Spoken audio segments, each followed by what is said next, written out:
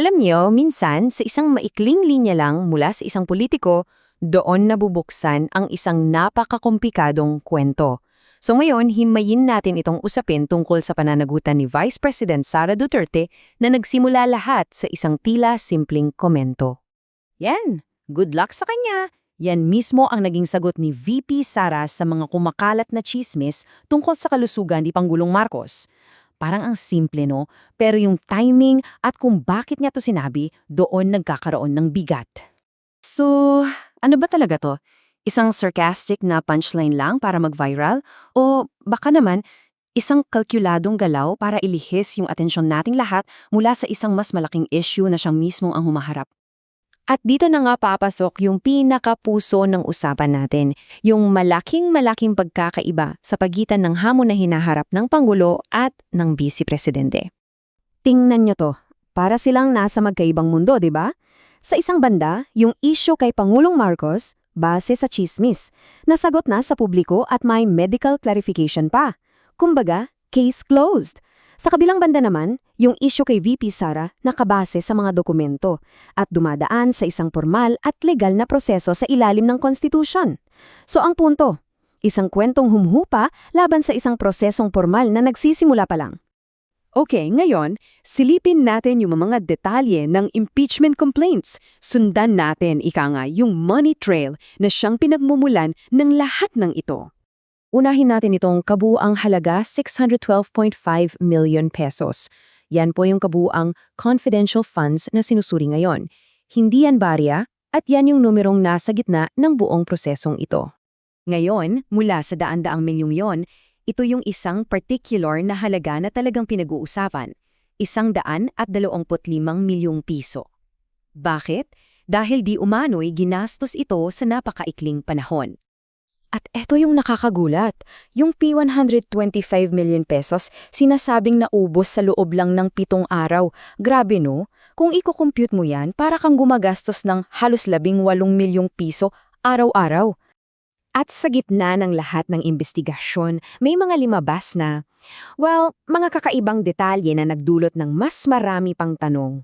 Isa na rito itong pangalang Mary Grace Piatos na nakita raw sa mga liquidation documents. Ayon sa mga kritiko, ito raw yung tipo ng detalye na kailangan talagang ipaliwanag ng maayos.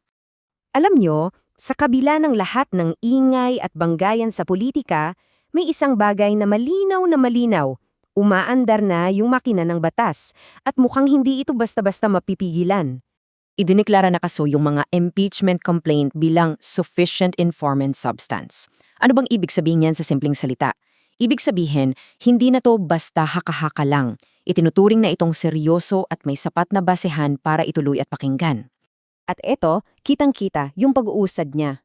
Unang hakbang, final yung reklamo. Pangalawa, idineklarang sapat.